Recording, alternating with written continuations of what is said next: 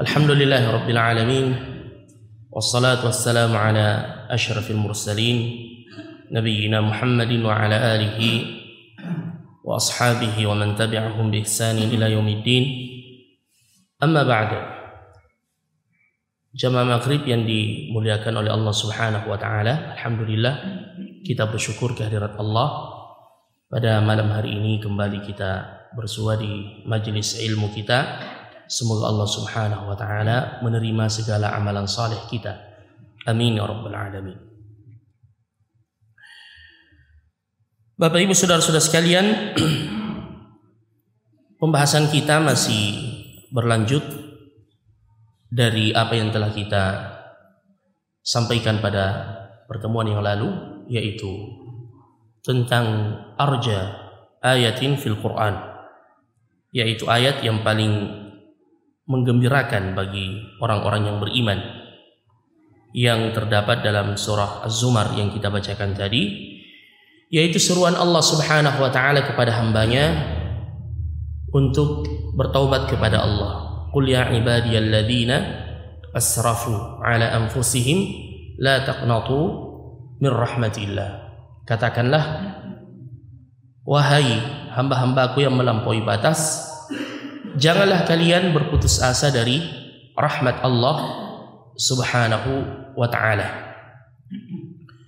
Disebutkan dalam sebuah hadis bahwasanya Allah memiliki mi'at rahmah, memiliki 100 rahmat. Satu yang diturunkan ke dunia ini, dan itulah yang dibagikan di antara seluruh makhluk. Kasih sayang Allah, sampai kata Rasulullah, ketika ada seekor hewan yang tidak sengaja hendak menginjak anaknya dan ia menahan kakinya, maka itu bagian dari satu rahmat itu. Adapun 99 rahmat disimpankan oleh Allah Subhanahu wa taala untuk hamba-hambanya yang beriman di hari kemudian kelak. Dan ini yang sangat kita harapkan, Bapak Ibu saudara-saudara sekalian, karena tidak ada yang melebihi keluasan rahmat Allah Subhanahu wa taala. Wa rahmati wasi'at kulla syai'. Dan rahmatku itu meliputi dan mencakup segala sesuatunya. Dan di antara keluasan rahmat Allah Subhanahu wa taala yang dikhususkan untuk umatnya Muhammad sallallahu alaihi wasallam, yaitu berkaitan dengan masalah taubat. Yang mana umat terdahulu, Bapak Ibu saudara-saudara sekalian, ketika mereka bertaubat kepada Allah Subhanahu wa taala, seperti kaum Bani Israel, kaumnya Nabi Musa alaihissalam, itu ada syaratnya yang sangat berat, yaitu terkadang mereka disuruh untuk membunuh diri mereka sendiri, atau saling membunuh di antara mereka. Ini umat terdahulu, syariat mereka. Sebagaimana firman Allah, wa idh qala Musa liqaumihi ya qaumi innakum zalamtum anfusakum. Dan ketika Musa berkata kepada kaumnya, ya qaum innakum zalamtum anfusakum, sungguh kalian telah zalim pada diri-diri kalian sendiri. Innakum zalamtum anfusakum bittikhadikumul ijla, dengan menjadikan anak sapi itu sesembahan selain Allah, sebagaimana yang Allah sebutkan di dalam surah Taha dan di beberapa surah yang lain, ketika Nabi Musa pergi menghadap kepada Allah Azza wa Jalla, dan As-Samiri kemudian membuat sesembahan untuk kaumnya Nabi Musa, berupa membuat semacam seperti al-ijl, ya, fa akhraja lahum ijlan jasadan lahu khuwar. Jadi dibuat berhala seperti bentuknya seekor anak sapi, dan itu yang mereka sembah. Ya, dan ini adalah kesyirikan, kezaliman. Makanya ketika Nabi Musa kembali dan melihat perbuatan mereka, dan Allah Subhanahu wa taala menyampaikan kepada Musa jika mereka hendak bertaubat ada syaratnya. Wa idh qala Musa liqaumihi ya qaumi innakum zalamtum anfusakum bittikhadikumul ijla fatubu ila bari'ikum. Bertaubatlah kalian kepada Tuhan kalian. Fatubu ila bari'ikum. Apa lanjutan ayatnya? Faqtulu anfusakum. Faqtulu anfusakum. Bunuh diri kalian. Subhanallah. Adapun sekarang bunuh diri haram. Ya, bunuh diri haram. Siapa yang bunuh diri dengan sesuatu, hukumannya di hari kiamat kelak itu terus yang ia lakukan di dalam neraka. Adapun umat terdahulu di antara syariat mereka, di sebahagian zaman, taubat mereka diterima dengan apa? Bunuh diri kalian. Faqtulu anfusakum. Ya. Fatubu ila bari'ikum faqtulu anfusakum dzalikum khairul lakum 'inda bari'ikum fataba 'alaikum innahu huwal ghafurur rahim. Dan itu lebih baik bagi kalian, yang dengannya dosa-dosa kalian akan diampunkan oleh Allah. Makanya disebutkan di dalam Al-Qur'an, Rasulullah sallallahu alaihi wasallam diutus oleh Allah yang telah tertulis nama beliau dalam kitab At-Taurah dan Al-Injil, alladzina yattabi'una ar-rasula an-nabiyya al-ummiyya alladhi yajidunahu maktuban 'indahum fit Taurati wal Injil. Alladzina yattabi'una ar-rasula, dan mereka yang mengikuti ar-rasula an-nabiyya al-ummiyya. Siapa yang dimaksud? Muhammad sallallahu alaihi wasallam, yang mereka dapatkan tertulis di kitab-kitab mereka At-Taurah dan Al-Injil. Ya'muruhum bil ma'ruf, memerintahkan mereka untuk mengerjakan perbuatan yang ma'ruf, wa yanhahum 'anil munkar, dan mencegah dari perbuatan yang munkar, wa yuhillu lahumut thayyibat, dan untuk menghalalkan kepada mereka yang baik-baik, wa yuharrimu 'alaihimul khaba'ith, dan mengharamkan yang buruk-buruk, wa yadha'u 'anhum israhum wal aghlal allati kanat 'alaihim, dan untuk meletakkan dan menghapuskan apa? Israhum, dosa dan beban mereka yang dibebankan kepada umat terdahulu, wal aghlal allati kanat alaihim. Ya. Makanya di akhir surah Al-Baqarah disebutkan itu. Doanya para sahabat. Ya, Rabbana wa la tuhammilna ma la taqata lana bi. Ya, wa'fu 'anna waghfir lana warhamna rabbana wa la tahmil 'alaina isran kama hamaltahu 'alal ladzina min qablina. Ya Allah, jangan engkau bebankan kepada kami beban seperti yang engkau bebankan kepada umat-umat terdahulu sebelum kami. Dan Allah menjawab, qad fa'altu, saya mengabulkannya. Ya. Makanya Nabi diutus untuk menghapuskan syariat terdahulu yang memberatkan umatnya. Seperti ini, masalah taubat. Ya, kita tinggal mengikuti syarat-syaratnya, taubat kita insya Allah diterima oleh Allah. Ya, juga seperti misalkan syariat yang membebani umat-umat terdahulu itu, kalau mereka pakaiannya terkena najis, kalau kita kan dipelajari dalam fikih cara membersihkannya bagaimana. Mereka dulu tidak. Kalau ada najis yang mengotori pakaian mereka, itu tidak cukup dengan dicuci dengan cara yang diajarkan oleh syariat kita, tetapi harus digunting tempat yang terkena najis itu. Ya, bayangkan bagaimana kondisi dan keadaan yang hidupnya pas-pasan, betapa banyak tambalan yang ada pada baju dan pakaiannya. Ya. Dan banyak lagi yang lain. Kurbannya umat terdahulu, kalau diterima oleh Allah, ada api yang dikirim untuk membakarnya. Adapun kita sekarang ini, kurban kita, fa idza wajabat junubuha fakulu minha wa at'imul qani'a wal mu'tar. Kalau sudah jatuh kurbanmu setelah disembelih, makan darinya. Kita boleh makan dan hadiahkan, sedekahkan. Ya. Umat terdahulu tidak. Begitu pula kalau ada jihad, ada namanya ghanimah. Umat terdahulu tidak boleh makan ghanimah.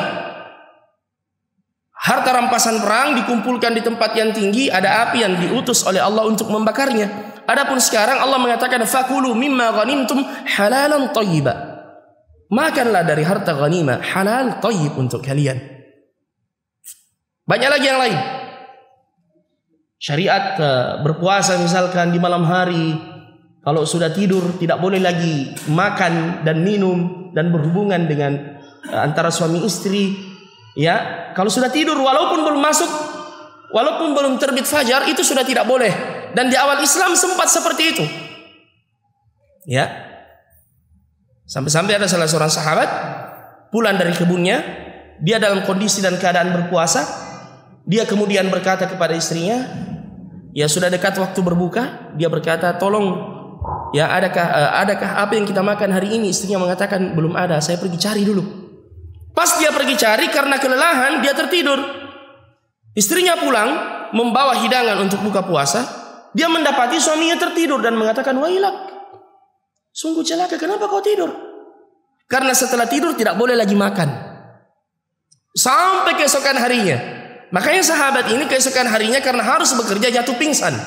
Turunlah firman Allah, ya, uhilla lakum lailatas siyami rafathu ila nisaikum hunna libasul lakum wa antum libasul lahunna alimallahu annakum kuntum takhtanuna anfusakum fataba alaikum wa afa ankum fal'ana bashiruhunna, sampai firman Allah, wa kulu washrabu hatta yatabayyana lakum al-khaytul abyad min al-khaytil aswad min al-fajr thumma atimmus siyama ila al-laili wa la tubashiruhunna wa antum aakifuna fil masajid.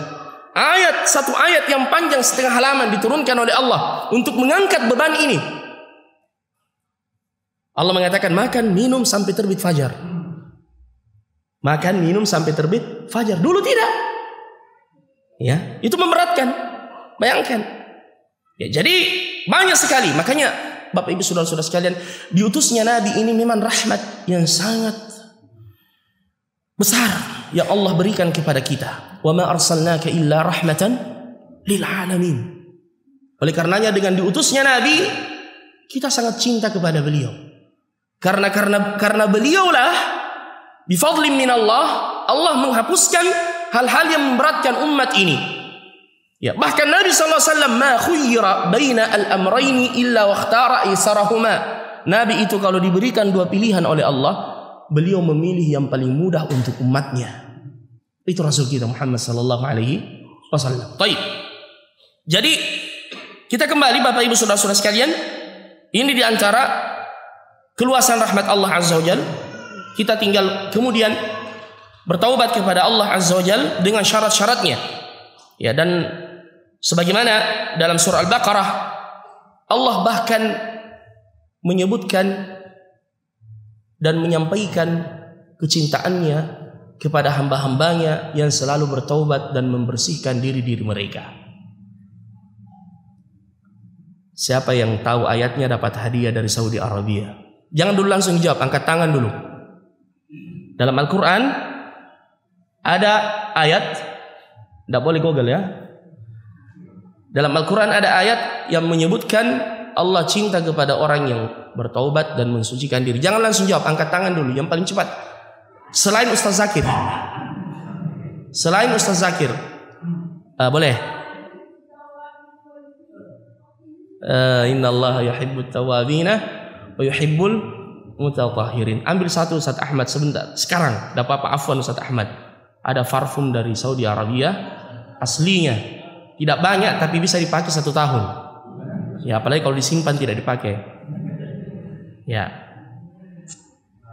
Ya, Masya Allah. Jadi makanya fokus Ki. Masih ada lagi pertanyaan-pertanyaan berikutnya. Ya, belum hadiah dari Haji itu, ini baru dari saya. Ya. Jadi Insya Allah, kenapa tidak? Ya. Jadi Allah mengatakan innallaha yuhibbu at-tawwabin. Allah suka kepada hamba-hamba yang at-tawwabina wa yuhibbul al-mutatahhirina, yang selalu bertaubat kepadanya. Ya. Dan hamba-hamba yang selalu mensucikan dirinya. Baik. Bahkan Bapak Ibu saudara-saudara sekalian, dalam hadis, dan ini masyhur, hadis yang menunjukkan kegembiraan Allah kepada hambanya yang bertaubat, Allah gembira dengan taubat seorang hamba melebihi kegembiraan seorang lelaki yang keluar di padang sahara dengan menunggang kendaraannya, perbekalannya diletakkan di kendaraan tersebut, makanannya, minumannya, pakaiannya. Ya, dia bergantung di situ ba'dallah. Ya. Kalau kita bepergian safar di gurun Sahara itu tidak sama kalau kita bepergian di tempat kita yang seperti ini. Banyak yang bisa dijadikan apa? Cadangan makanan kalau kita kehabisan. Kalau di gurun tidak ada. Ya, makanya mengapa orang Arab Sahara itu diubah namanya menjadi mafazah. Mafazah artinya keselamatan sebagai bentuk doa. Karena banyak yang mati di gurun, kehabisan bekal, ya langsung dikasih di sebelah. Yang jawab tadi di bawah hijab di ya insyaallah. Ya. Ya. Jadi bisa mati di tengah gurun. Nah, ini Bapak Ibu saudara-saudara sekalian, dia kemudian melakukan perjalanan, tiba-tiba dia tertidur, terbangun, kendaraannya pergi. Ya. Kendaraannya pergi. Di situ makanannya, minumannya, semua perbekalannya. Dia cari kemana-mana tidak dapat. Sampai ketika dia berputus asa dan dia kemudian berbaring di bawah sebuah pohon. Ya, mungkin dia sudah menunggu kematiannya. Tiba-tiba kendaraannya muncul. Saking gembiranya dia memegang kendaraannya dan mengatakan, ya, Allahumma anta abdi wa ana rabbuk. Salah ucap. Saya juga salah ucap. Dia mengatakan, Allahumma anta abdi wa ana rabbuk. Ya Allah, engkau adalah hambaku dan aku adalah Tuhanmu. Kata Nabi, akhta'a min syiddatil farah. Dia salah gara-gara gembira sekali. Bisa dibayangkan itu gembiranya bagaimana? Ya, ini mengingatkan saya dengan salah seorang ustadz. Pernah dulu ceramah di Unhas. Judulnya Syukur Nikmat. Ustadznya berapi-api. Ya. Dan menyebutkan nikmat yang begitu banyak. Allah yang menurunkan hujan, kemudian memberikan kita rezeki. Allah yang mencukupkan segala kebutuhan kita, menyembuhkan kita ketika kita sakit, menghidupkan kita dan mematikan kita. Jazakallahu khairan ya Allah. Dan semestinya dia bilang syukran ya Allah, dia bilang jazakallahu khairan ya Allah. Ini apa? Salah ucap, dimaafkan yang begini. Ya, dimaafkan, termasuk yang menukilnya dimaafkan. Nakilul kufri laisa bikafir. Itu kaidah. Ya. Dia salah ucap li syiddatil farah. Coba bayangkan Nabi mengatakan Allah lebih gembira dari hamba yang seperti ini dengan taubat seorang hamba kepadanya. Bayangkan. Ya. Allah yang menyuruh kita, yang memanggil kita. Padahal taubat itu untuk kita sendiri, bukan untuk Allah. Allah ghaniyun 'anna. Allah maha kaya dari kita. Lau kana awwalakum wa akhirakum wa insakum wa jinnakum kanu ala afjari qalbi rajuli wahidin minkum ma zada dzalika fi mulki syai'a. Dalam hadis qudsi.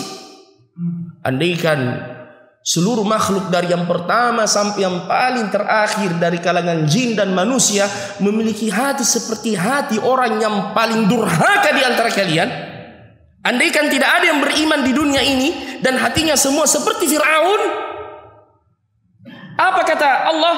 Sedikit pun tidak akan mengurangi kekuasaanku. Tidak ada yang rugi. Makanya biasa ada orang kalau dipanggil salat, urus dirimu sendiri. Padahal kita ini bukan kepo, mau menyelamatkannya. Ya, mengapa kita mau pusing-pusing urus dia? Ya kan? Kita ini syafaqah, cinta kepadanya. Ya, karena Allah mengatakan in ahsantum. Lanjutkan ayatnya. In ahsantum li anfusikum. Kalau kalian berbuat baik untuk kalian. Allah tidak butuh kita. Allah tidak membutuhkan kita. Ya, kita yang butuh Allah. Salat yang kita tunaikan untuk kita. Puasa yang kita tunaikan kembali manfaatnya kepada kita. Zakat yang kita keluarkan, ya, disimpan di sisi Allah. Bahkan Nabi mengatakan sebelum sedekah itu jatuh di tangan orang yang berhak, itu sudah diterima oleh Allah dan dikembangkan. Kama yurabbi ahadukum fuluwahu, seperti ketika salah seorang di antara kalian itu menternakkan ternaknya. Misalkan ada anak kambing yang dia pelihara, dia ternakkan, dia kembang biakkan, terus begitu sedekah kita di sisi Allah. Ya. Jadi kita beribadah untuk kita, Bapak Ibu saudara-saudara sekalian, bukan untuk siapa-siapa. In ahsantum li anfusikum wa in asatum falaha. Sebaliknya juga begitu. Kalau kalian berbuat buruk, wala taziru waziratu wizra ukhra. Tidak ada yang menanggung dosa kita. Kita sendiri yang bertanggung jawab di hadapan Allah Subhanahu wa taala. Jadi, Bapak Ibu saudara-saudara sekalian, Allah sangat cinta padahal kita yang butuh kepada Allah Subhanahu wa taala. Allah memanggil kita, ya, padahal kita ini terkadang bermalas-malasan untuk kembali kepada Allah. Ya. Padahal kita tidak sadar umur terus berlalu, ya, dan kita tidak sadar semakin dekat kita kembali kepada Allah Subhanahu wa taala. Kemudian Allah menyebutkan di dalam Al-Qur'an, ini pertanyaan lagi. Berhadiah lagi. Ya.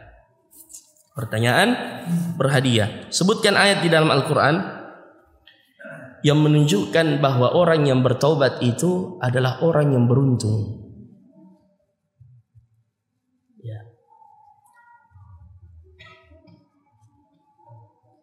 Ayat di dalam Al-Quran yang menyebutkan bahwa kalau kita bertaubat, kitalah orang yang beruntung. Atau dengan taubat kita akan beruntung. Saya kasih kisi-kisinya, surah An-Nur. Akhir ayat, sebelah kanan, paling bawah. Surah An-Nur. Baik, kalau begitu saya yang dapat hadiah, insyaallah. Setuju aja? Insyaallah. Baik. Wa tubu ilallahi jami'an ayyuhal mu'minuna la'allakum tuflihun. Hafal ini ayatnya. Wa tubu ilallah, perintah dari Allah. Bertaubatlah kalian kepada Allah jami'an, semuanya tanpa kecuali. Coba kita lihat ini. Jadi jangan dikira bahwasanya taubat itu hanya untuk orang yang jelas-jelas melakukan dosa, tidak. Bahkan taubat itu kata ulama, para ulama, wazifatul umur, pekerjaan seumur hidup kita, tidak ada pensiunnya. Taubat itu. Jadi watubu ilallahi jami'an. Ditambah lagi seruannya, ayyuhal mu'minun, wahai orang-orang yang beriman. Allah tidak mengatakan ayyuhal asun, wahai para tukang maksiat, tidak. Ayyuhal mu'minun. Apa balasannya? La'allakum tuflihun, agar kalian beruntung. Nah, di sini la'alla dalam bahasa Arab itu disebut dengan at-taraji, kalimat yang menunjukkan pengharapan. Tapi jika Allah yang bilang, kata para ulama tafsir, bukan pengharapan, tetapi kepastian. Pasti itu. Bertaubat pasti Anda beruntung. Sebaliknya, ini pertanyaan lagi yang berikutnya. Nah, ini malam ini penuh dengan pertanyaan. Ayat lagi. Ya, harus begitu supaya kita termotivasi untuk menghafalkan ayat-ayat, ya, sedikit demi sedikit. Sebaliknya di dalam Al-Quran juga disebutkan ayat siapa yang tidak bertaubat dia zalim. Siapa yang tahu ayatnya? Angkat tangan. Nah kalah memang yang tadi jika ayatnya yang tadi. Orang yang sama berarti ustazah. Susah kalau ustaz. Tapi di malam ini laki-laki kalah. Masya Allah, Masya Allah. Baik. Hadiahnya yang tadi ya sudah. Di surah apa itu? Al-Hujurat. Wa man lam yatub faulaika humuz zalimun. Coba lihat. Allah mengatakan siapa yang tidak bertaubat dia zalim pada dirinya sendiri.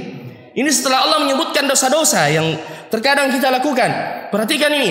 Ya ayyuhalladzina amanu, wahai orang-orang yang beriman, la yaskhar qaumun min qaumin asa ay yakunu khairan minhum wa la nisaa'un min nisaa'in asa ay yakunna khairan minhunna wa la talmizu anfusakum wa la tanabazu bil alqab bi'sal ismul fusuq ba'da al iman wa man lam yatub fa ulaika humuz zalimun.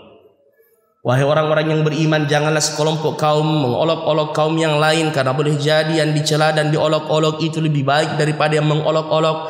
Janganlah sebahagian wanita mengejek wanita yang lain, karena boleh jadi wanita yang diejek lebih baik daripada yang mengejek. Wala talmizu anfusakum wala tanabazu bil alqab. Janganlah kalian mencela diri kalian. Maksudnya mencela saudara kalian. Tapi kenapa Allah mengatakan anfusakum? Karena Islam itu mempermisalkan kita satu tubuh. Jadi kalau kita mencela saudara kita, sama saja kita mencela diri kita. Wala talmizu anfusakum wala tanabazu bil alqab. Jangan saling memanggil dengan gelar-gelar yang buruk. Sekarang ini enteng sekali. Orang panggil saudaranya dengan gelar yang buruk. Hei anjir. Na'udzubillah. Hei kucing. Apalagi? Ya, ini yang begini perlu dibersihkan dari masyarakat kita. Kalau ada yang begitu, nasihati. Ya, jangan dianggap hal yang lumrah dan remeh. Wala tanabazu bil alqab.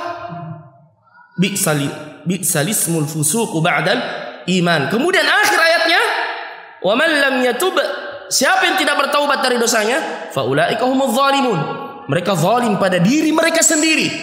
Wa ma zalamahumullahu walakin kanu anfusahum yazlimun. Allah tidak zalim pada mereka. Mereka sendiri yang zalim pada diri mereka sendiri. Allah tahu kita maha lemah. Ya, penuh dengan kekurangan, terkadang terjatuh dalam perbuatan dosa, tapi ada peluang untuk kembali pada Allah. Jadi keterlaluan betul, zalim betul kita kalau tidak bertaubat. Ya, padahal sangat mudah insyaallah tabaraka wa taala. Ya, tidak seperti yang kita sebutkan tadi yang dilakukan oleh umat terdahulu. Kemudian seruan lagi, ayat yang lain. Pas saya yakin ini banyak yang tahu ayatnya. Angkat tangan memang, siapa yang mau menjawab? Betul, angkat tangan memang, pasti kita tahu ini insyaallah. Selain Ustaz Syakir. Ya, angkat tangan memang, siapa yang mau jawab? Ya, baik. Kalau tidak ada yang berani, ya, ditunjuk. Baik. Kalau begitu saya tunjuk. Tidak apa-apa dia, kita tunjuk. Baik, saya tunjuk Ustaz Syakir. Ustaz Syakir jawab. Ya. Ayat di dalam Al-Quran yang memerintahkan kita bertaubat dengan taubat yang sebenar-benarnya.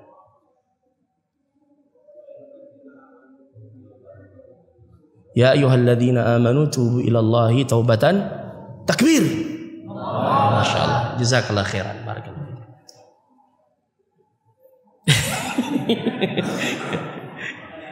Ya, saya tidak janji ya, saya cuma tanya. Tidak ada aku bilang tadi hari ya, Ustaz. Tabe. Ya, minta kisah apa? Insyaallah Ustaz, sebentar ya, setelah salat insyaallah. Mudah-mudahan masih ada. Ya, Masya Allah. Ya ayyuhalladzina amanu tubu ilallahi taubatan nasuha. Wahai orang-orang yang beriman, bertaubatlah kalian kepada Allah dengan taubat yang sebenar-benarnya. Baik, dan bertaubat itu wajibun 'alal faur, kata para ulama, wajib langsung, tidak boleh ditunda-tunda. Ya, hati-hati dengan at-taswif. Nanti masih muda, tua-tua Pak sedikit, ya. Ya, atau nanti ya, masuk di bulan suci Ramadan, lah, jangan tunda-tunda taubat. Kita tidak tahu umur. Yang kedua, kalau kita tunda bertaubat, hati kita semakin keras. Dan kalau sudah keras, sulit bertaubat. Dan yang ketiga, jangan sampai kita terbiasa dan merasa lezat dengan dosa itu dan sulit lagi meninggalkannya. Makanya Allah mengatakan, kalla bal rana ala qulubihim. Sungguh itu adalah ar-ran, penutup yang mengunci hati mereka disebabkan dosa-dosa itu. Ya. Jadi jangan ditumpuk-tumpuk itu dosa. La kabira ma'a al-istighfar wala saghira ma'al israr. Tidak ada dosa kecil kalau terus ditumpuk, dan tidak ada dosa besar kalau selalu diiringi istighfar. Ya. Jangan ditunda-tunda, misalkan kaca ini, ya kalau ditunda-tunda dibersihkan, besok masih ditunda-tunda, akhirnya melekat itu debu, jadi karatan, sulit dibersihkan. Begitu perumpamaan hati kita. Ya, jadi jangan ditunda-tunda Bapak Ibu saudara-saudara sekalian. Baik. Dan Taubat itu bukan cuma dengan lisan. Makanya ayat setelahnya dari surah Az-Zumar yang kita sebutkan tadi, wa anibu ila rabbikum wa aslimu lahu. Wa anibu ila rabbikum, kembalilah kalian kepada Tuhan kalian dan serahkan diri kalian kepada Allah. Kata para ulama, wa anibu, kembalilah kalian kepada Tuhan kalian biqulubikum, dengan hati-hati kalian. Wa aslimu lahu, dan serahkan diri kalian kepada Allah dengan anggota tubuh kalian, al-jawarih. Ya, jadi dengan hati, perkataan, dan ditunjukkan dengan perbuatan. Ya, makanya syarat taubat itu disebutkan oleh para ulama ada berapa?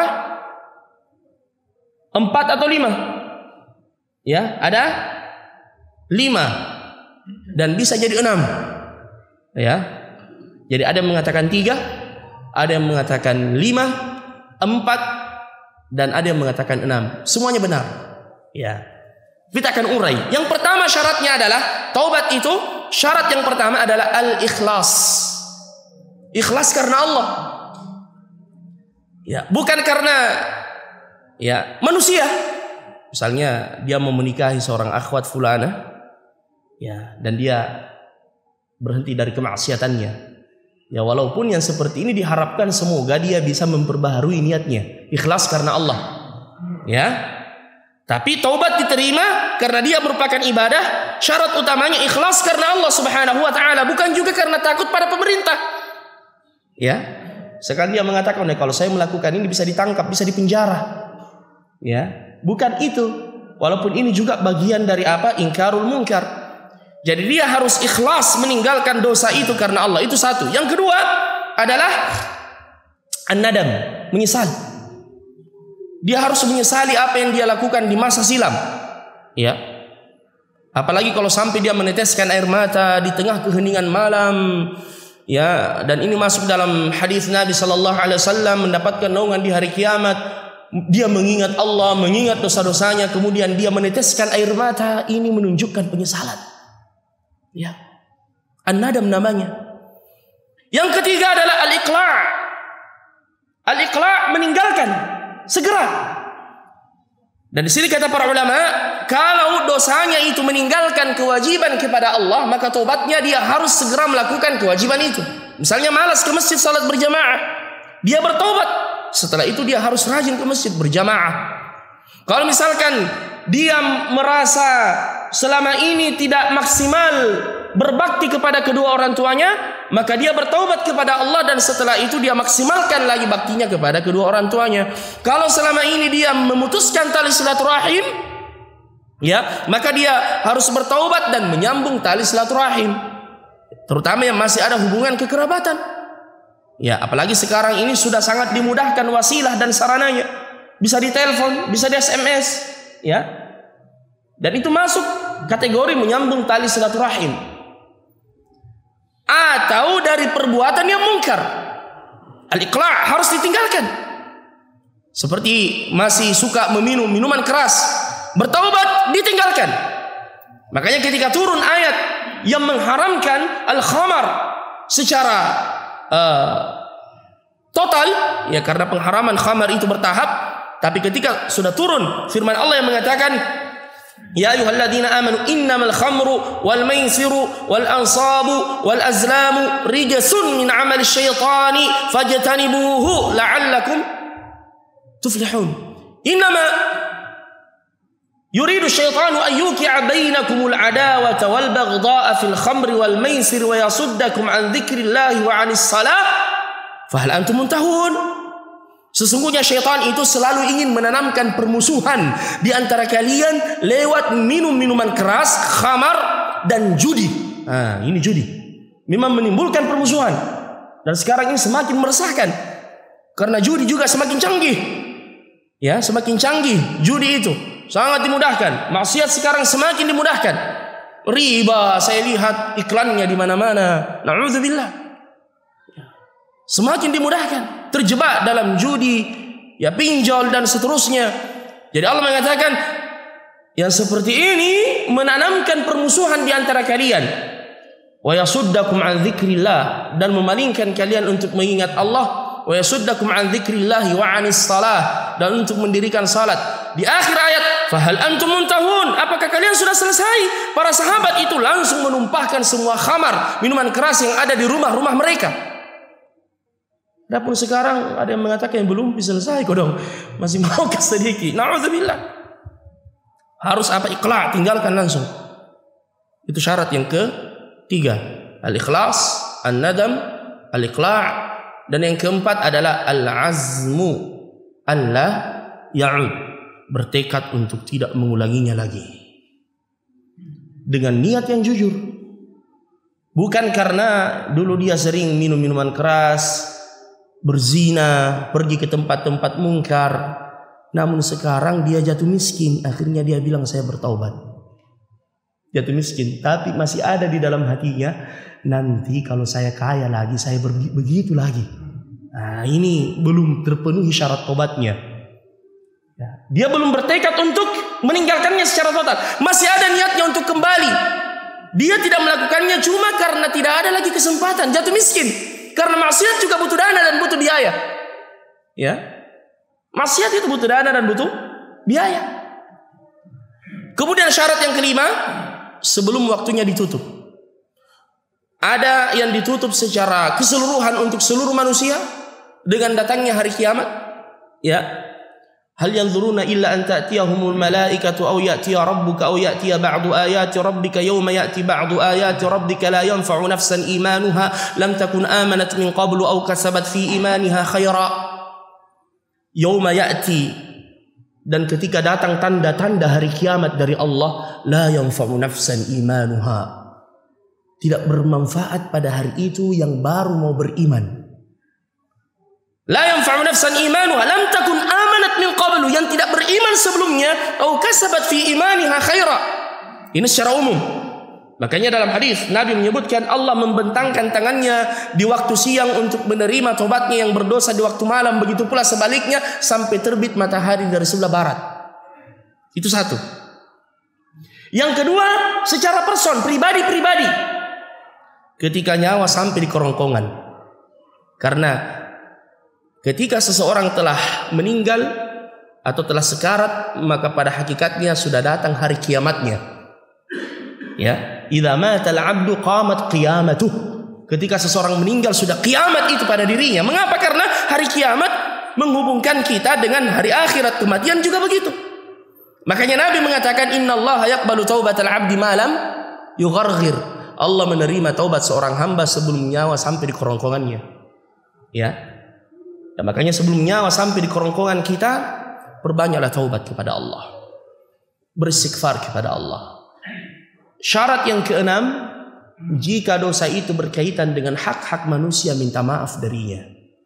Kalau berkaitan dengan harta, kembalikan kepadanya atau meminta kehalalannya. Ya, tobat kita dengan Allah diterima betul, tapi dengan hamba Allah harus meminta kehalalan dari mereka.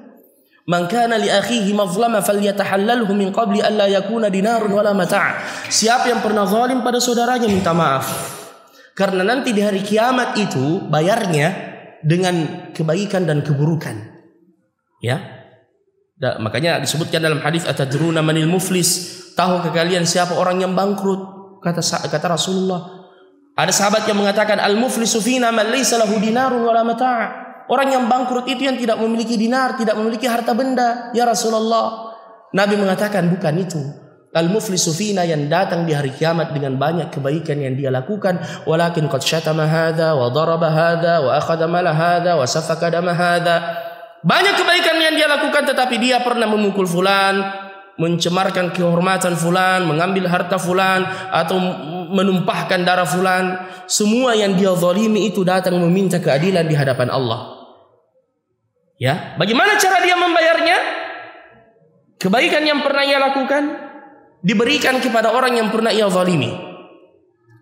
Kemudian kata Rasulullah, wa in faniyat hasanatu, dan ketika kebaikannya sudah habis dan masih banyak yang datang meminta keadilan, di pengadilannya Allah tidak ada yang terzalimi.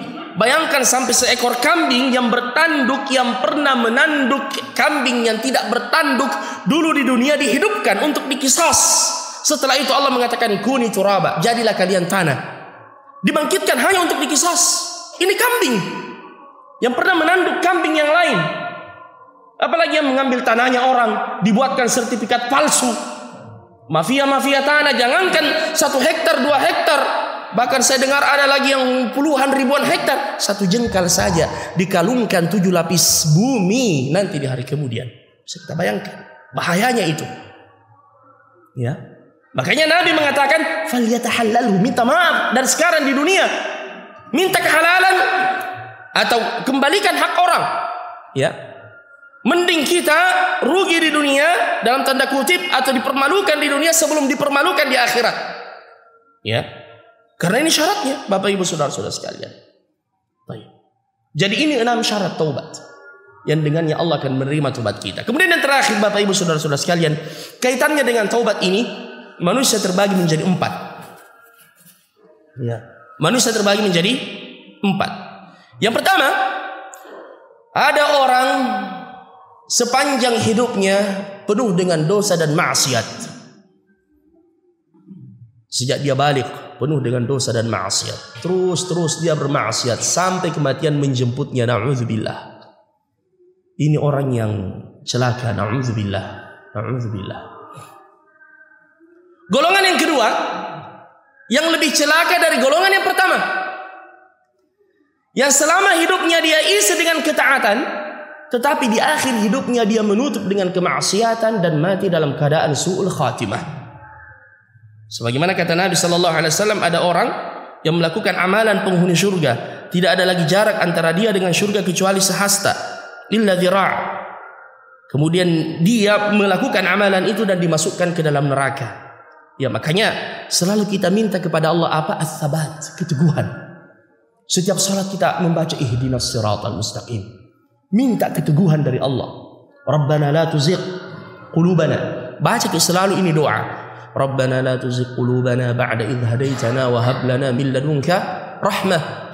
Ya, atau kita berdoa, Allahumma ya muqallibal qulub tsabbit qalbi ala dinik wa ya musarrifal qulub sarrif qalbi ala ta'atik. Karena dialah Allah yang meneguhkan hati kita. Yuthabbitullahu alladhina amanu bil qawli tsabiti fil hayati dunya wa fil akhirah. Dialah Allah yang meneguhkan kita. Sampai Allah berkata kepada nabinya, laula an tsabbatnaka laqad kitta tarkanu ilaihim syai'an qalila idzan la adzaqnaka dhi'fal hayati wa dhi'fal mamat.